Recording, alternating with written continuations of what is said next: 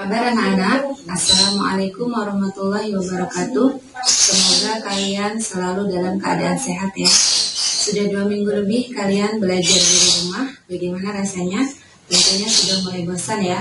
Namun semua ini kita lakukan untuk menghambat dan memutus penyebaran COVID-19. Semoga kalian paham untuk selalu berada di rumah sesuai dengan anjuran pemerintah, yaitu physical distance atau jaga jarak fisik, dengan tetap bisa melakukan aktivitas produktif dari rumah seperti belajar dan ibadah dari rumah, membantu orang tua, olahraga, dan menerapkan PHBS, perilaku hidup bersih dan sehat, seperti selalu mencuci tangan, makan bergizi, minum, dan istirahat yang cukup. Physical distance memungkinkan kalian untuk tetap bisa komunikasi dan interaksi sosial melalui teknologi seperti WhatsApp, IG, Twitter, atau video call sama kawan-kawan ketika pengen ngobrol. Walaupun tidak bertemu secara fisik atau secara langsung, tidak menghambat kalian untuk berinteraksi secara sosial. Baiklah, kali ini kita akan belajar materi tentang mitigasi bencana, materi pembelajaran geografi kelas 11 IPS semester 4 tahun pelajaran 2019-2020. Mitigasi bencana yang akan kita bahas di sini adalah bencana secara umum, sebagaimana yang terlihat pada gambar pada slide ini, yang selanjutnya akan kita jelaskan satu persatu pada slide berikutnya.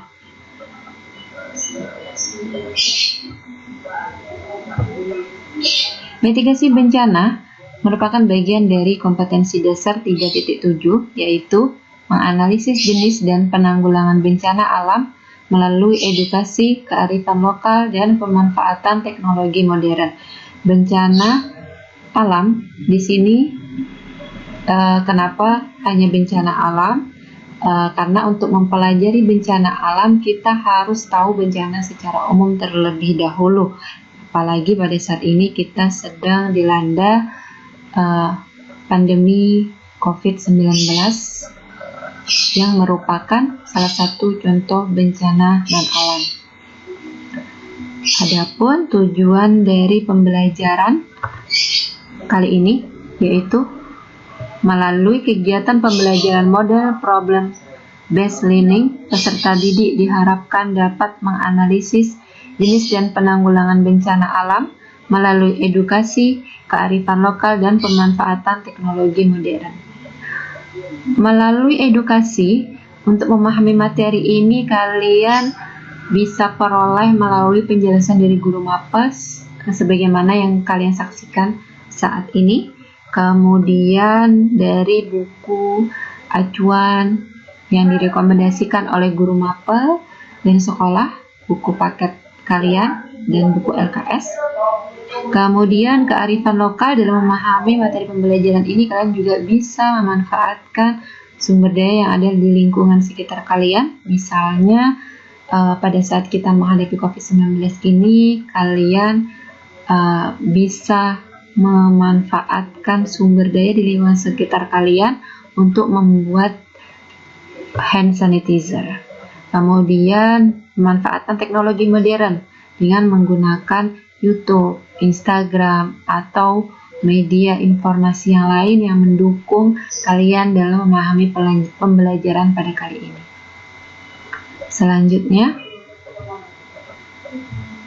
definisi dari mitigasi dan bencana. Menurut Undang-Undang Nomor 24 Tahun 2007, bencana adalah peristiwa atau rangkaian peristiwa yang mengancam dan mengganggu kehidupan dan penghidupan masyarakat yang disebabkan oleh faktor alam dan atau faktor non-alam maupun faktor manusia, sehingga mengakibatkan timbulnya korban jiwa manusia, kerusakan lingkungan, kerugian harta benda, dan dampak psikologis.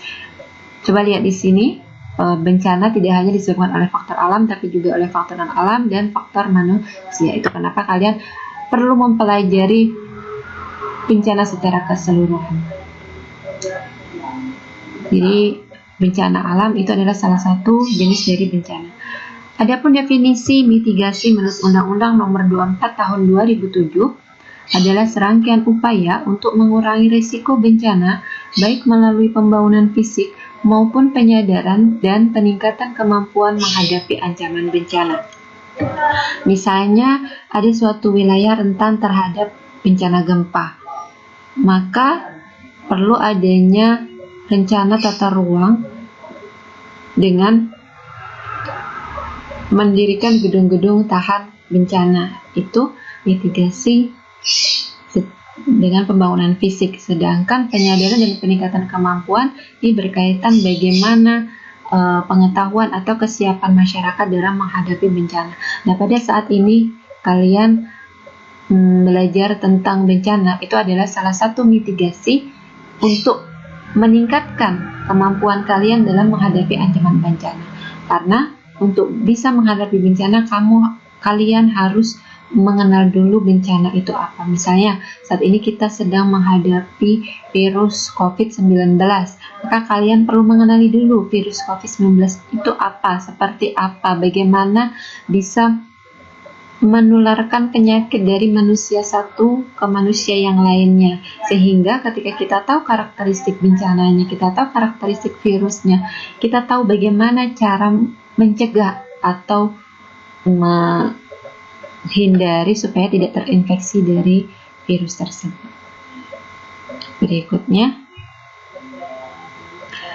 jenis bencana secara umum itu terbagi jadi 3. Bencana alam, bencana sosial, dan bencana non-alam. Bencana alam adalah bencana yang diakibatkan oleh alam, contohnya gempa bumi, tsunami, gunung meletus, angin puting beliung, dan lain-lain. Coba kalian tebak gambar berikut ini termasuk contoh bencana alam apa? Ada yang bisa menjawab? Ya, bencana alam yang ada di gambar ini adalah berkaitan dengan gempa dan tsunami yang terjadi di Palu pada tahun 2018. Kemudian, bencana berikutnya adalah bencana sosial, yaitu bencana yang diakibatkan oleh manusia, contohnya konflik sosial antar kelompok dan teror. Contohnya adalah terorisme. Teroris adalah orang yang melakukan terorisme. Teroris ini yang terjadi selama ini biasanya sekelompok orang dengan kelompok tertentu yang mengatasnamakan agama tertentu, tetapi tercenderung mengancam masyarakat sipil. Misalnya yang terjadi pada tahun 2019, pengeboman di pos polisi di Kartosuro, Sukoharjo, Jateng. Kemudian pada tahun 2018 terjadi pengeboman di Polda Riau. Pada tahun yang sama juga terjadi pengeboman gereja di Surabaya. Pada tahun 2017 terjadi pengeboman di Kampung Melayu, Jakarta.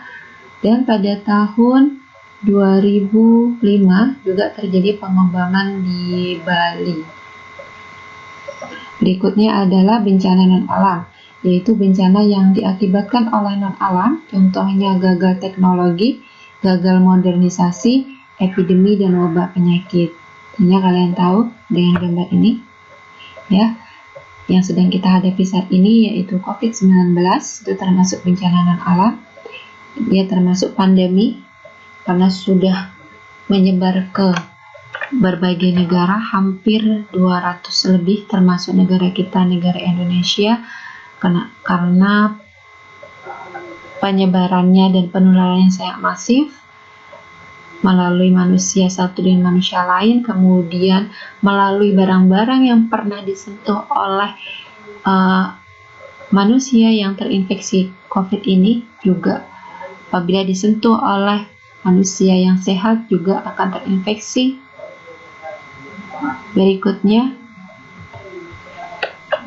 resiko bencana. Resiko bencana, apa itu resiko bencana? Risiko bencana merupakan potensi kerugian yang ditimbulkan akibat bencana pada suatu wilayah dan kurun waktu tertentu yang dapat berupa kematian. Jadi kerugiannya itu berupa kematian, luka, sakit, jiwa terancam, tidak aman, mengungsi, kerusakan atau kehilangan harta, dan gangguan kegiatan masyarakat. Misalnya, sebagai contoh, bencana non-alam yang terjadi pada saat ini, yaitu COVID-19, itu akan mudah menyebar ketika ada kerumunan orang. Maka masyarakat akan terganggu untuk melaksanakan kegiatan-kegiatan yang mengumpulkan orang banyak, seperti pernikahan, kemudian pembelajaran, sehingga kenapa kalian bukan diliburkan ya, kalian diminta untuk belajar di rumah untuk membatasi atau mengendalikan penyebaran penularan COVID-19 dan kegiatan-kegiatan lainnya yang mengumpulkan orang banyak. Dalam melakukan mitigasi bencana, harus melakukan kajian risiko bencana. Jadi risiko bencana ini digunakan atau bermanfaat dalam melakukan mitigasi bencana. Apa sih risiko bencana itu?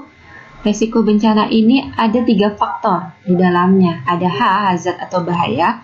Ada V, kerentanan atau vulnerability. Ada C, kapasitas atau capacity. Jadi risiko itu adalah hazard dikali dengan vulnerability dibagi dengan capacity atau kapasitas. Akan kita bahas satu persatu. Apa itu H? Hazard atau bahaya itu merupakan kejadian yang memiliki potensi menimbulkan kecelakaan, cedera, hilangnya nyawa atau hilangnya harta benda. Jadi yang namanya potensi itu belum tentu kejadian, tapi bahaya itu ada di sekitar kita. Misalnya pada saat ini kita sedang mengalami, seluruh dunia sedang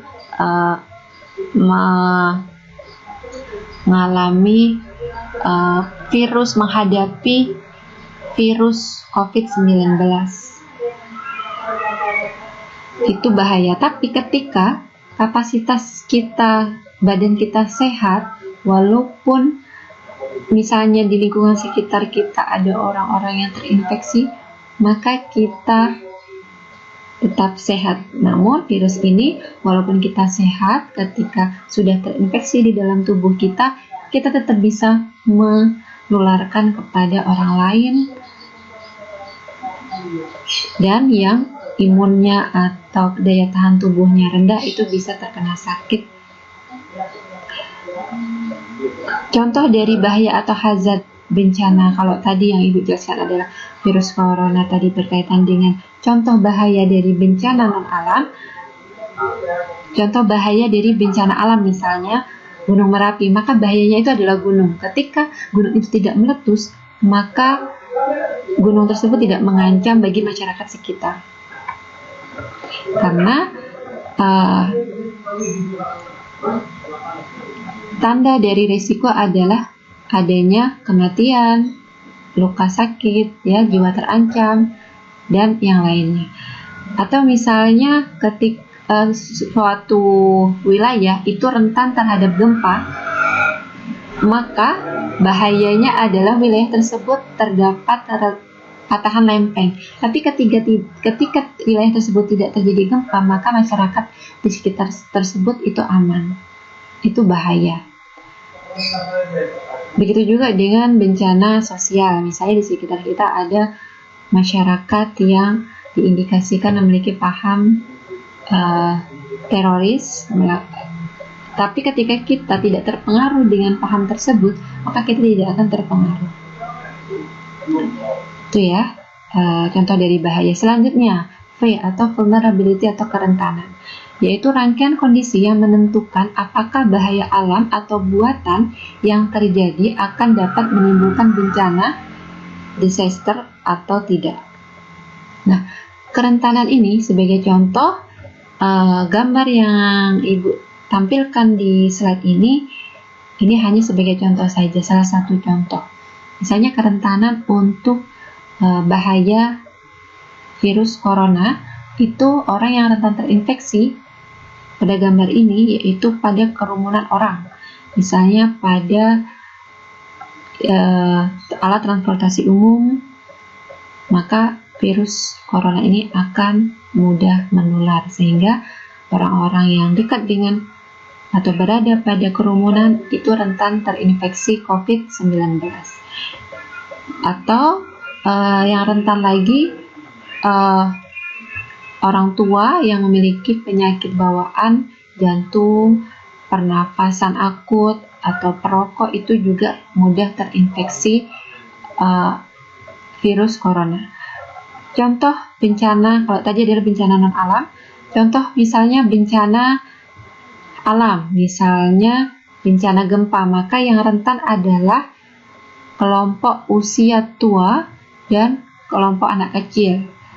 Gambarannya, ketika terjadi bencana, dua kelompok usia ini akan lambat atau akan sedikit mengalami hambatan dibanding orang dewasa yang lebih sigap ketika terjadi bencana untuk menyelamatkan diri, sehingga kedua kelompok tadi termasuk orang yang rentan terhadap bencana gempa. Itu contoh dari kerentanan. Atau ketika bangunan tersebut tidak kokoh sehingga pada saat terjadi goncangan gempa akan mudah roboh, itu juga termasuk bangunan yang tidak kokoh tadi, termasuk contoh dari kerentanan bencana gempa. Itu ya contoh dari kerentanan. Berikutnya adalah kapasitas atau capacity. Nah, kapasitas atau capacity adalah kemampuan untuk memberikan tanggapan terhadap situasi tertentu dengan sumber daya yang tersedia. Sumber dayanya bisa fisik, manusia, dan keuangan lainnya. Sebagai contoh, virus corona ini kapasitasnya adalah bagaimana masyarakat itu memiliki kemampuan untuk terhindar atau terinfeksi dari virus ini melalui gerakan masyarakat hidup sehat, misalnya makan dengan gizi seimbang, jaga kebersihan lingkungan, rajin olahraga dan cukup istirahat, tidak merokok, cuci tangan pakai sabun dan air mengalir, menggunakan masker ketika sakit, kemudian berdiam di rumah, belajar dari rumah, ibadah dari rumah, dan bekerja dari rumah, menghindari kerumunan orang.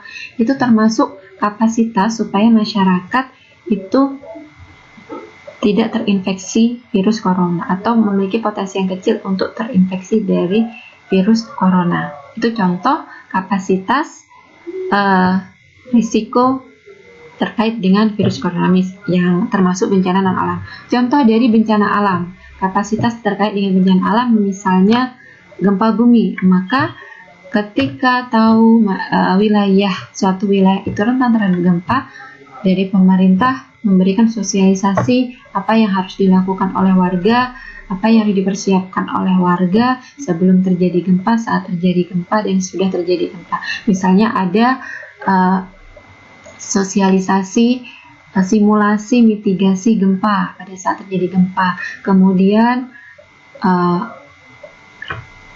adanya perencanaan tata ruang bangunan tahan gempa, itu termasuk kapasitas. Jadi kapasitas ini merupakan faktor yang mengurangi risiko bencana. Risiko ini adalah kerugian bisa berupa kematian, jiwa terancam, sakit tidak aman, dan yang lainnya.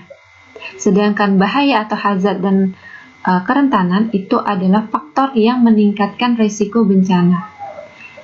Misalnya adanya virus corona, adanya wilayah yang sudah ada masyarakat pada suatu wilayah yang sudah banyak terinfeksi virus corona, sudah banyak yang pasien dalam pengawasan, kemudian kerentanannya orang-orang tidak peduli, tetap keluar rumah, tetap mengunjungi tempat-tempat umum. Nah, itu justru akan meningkatkan risiko bencana. Nah, untuk mengurangi risiko bencana, maka kita harus meningkatkan yang namanya kapasitas. Tahu ya, apa itu kapasitas ya sekarang? Jadi yang selama ini kalian lakukan, misalnya kalian membuat diary, cegah COVID-19 versi keluargaku, itu adalah salah satu cara kalian untuk meningkatkan kapasitas kalian dalam menghadapi virus corona ini, supaya resiko untuk terinfeksi corona itu kecil. Dengan cara apa? Dengan kalian beraktivitas di dalam rumah. Dengan kegiatan-kegiatan, tetap bisa melakukan kegiatan yang produktif, ya. Dengan kalian mengupload kegiatan kalian apa saja yang bisa dilakukan di rumah di Instagram dengan tagar-tagar yang memberi semangat untuk mengurangi risiko bencana. Nah, itu sebenarnya kalian sudah melakukan usaha kalian untuk meningkatkan kapasitas kalian dalam menghadapi terkena risiko terinfeksi COVID-19. Berikutnya ya, kita lanjutkan. Oke.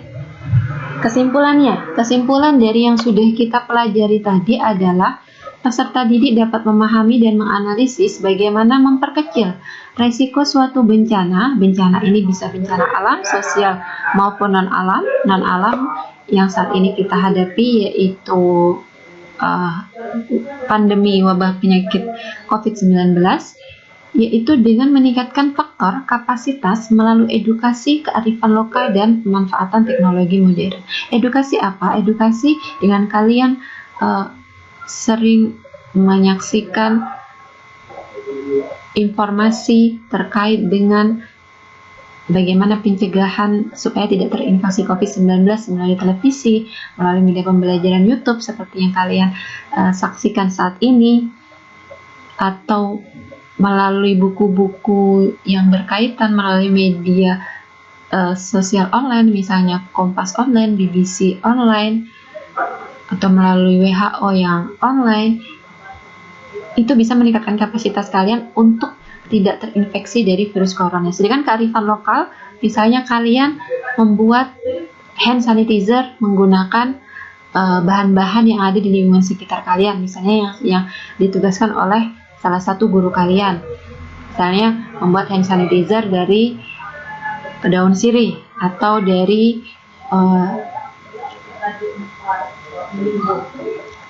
bahan alam lainnya, misalnya lidah buaya atau yang lain. Dan pemanfaatan teknologi modern itu bagaimana? Pemanfaatan teknologi modern dapat meningkatkan kapasitas kalian. Kalian membuka YouTube yang berkaitan dengan bagaimana cara mencegah COVID.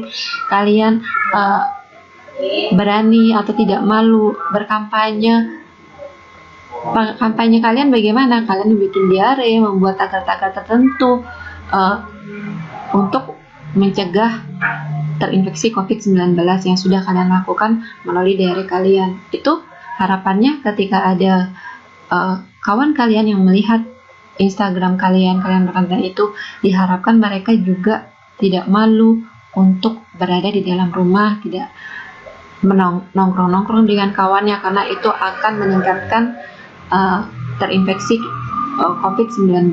Kemudian kesimpulan yang kedua, peserta didik dapat memahami dan menganalisis bahwa dalam melakukan mitigasi bencana perlu memahami dan melakukan kajian risiko bencana yang meliputi aspek bahaya, hazard atau H, kerentanan, vulnerability atau V, dan kapasitas atau capacity atau C pada suatu wilayah, sama melalui edukasi, kearifan lokal, dan pemanfaatan teknologi modern.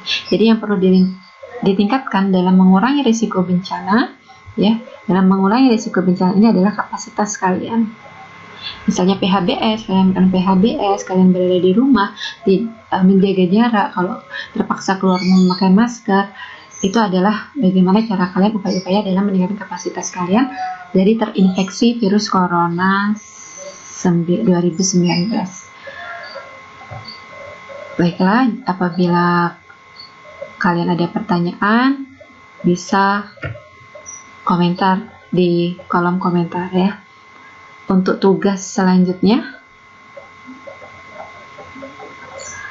yang pertama, latihan soal melalui link Google Form. Materinya berkaitan dengan mitigasi bencana secara umum, tidak hanya tentang COVID-19, cuman yang lebih banyak materinya memang tentang COVID-19 supaya kalian lebih paham, karena kita sedang menghadapi bencana itu sekarang. Bisa ada beberapa materi juga berkaitan dengan bencana alam dan bencana sosial. Untuk linknya nanti ditunggu pada selanjutnya ya, nanti akan dibagikan melalui grup yang ada. Kemudian yang kedua, membuat poster tentang gejala dan pencegahan COVID-19. Ini sudah Ibu share sebelumnya, jangan lupa dikerjakan. Bukan di print ya, tapi ini posternya dibuat dengan menggunakan tangan, diwarnai secara menarik dan informatif.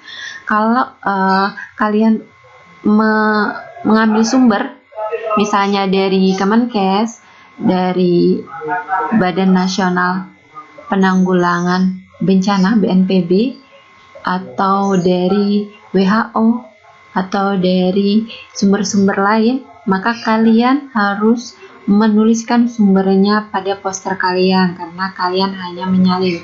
Jangan sampai lupa. Kemudian kalau sudah selesai, difoto dan dipost di Instagram dengan di tag IG Ibu.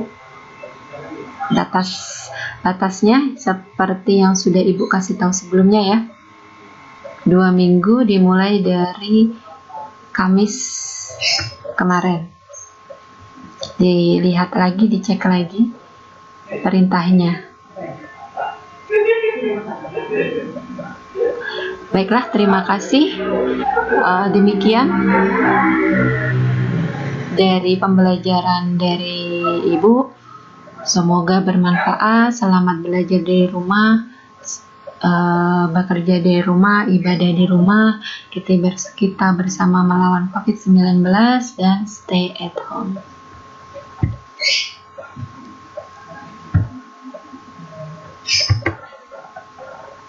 Demikian penjelasan materi pembelajaran kali ini. Apabila ada pertanyaan atau ada yang masih belum paham, kalian bisa tuliskan di kolom komentar bawah atau langsung melalui WhatsApp dan IG. Pesan dari Ibu, tetap berada di rumah, hindari keramaian, keluar rumah hanya untuk keperluan yang sangat penting, dan jangan lupa ketika keluar rumah menggunakan masker. Untuk kita yang bukan tenaga medis, cukup menggunakan masker kain ya, karena masker sekali pakai jumlahnya sangat terbatas dan sangat dibutuhkan oleh para tenaga medis yang saat ini sedang berjuang melawan COVID-19 untuk menyelamatkan kita semua dan negara dari hilangnya nyawa atau kematian dan memburuknya ekonomi. Jangan lupa masker kainnya dibeli setiap hari. Penggunaan masker kain ini minimal melindungi kita dari terinfeksi COVID-19. Demikian dari Ibu, sampai bertemu kembali, dan jangan lupa selalu berdoa semoga kondisi negara kita dan dunia segera membaik. Amin. Wassalamualaikum warahmatullahi wabarakatuh.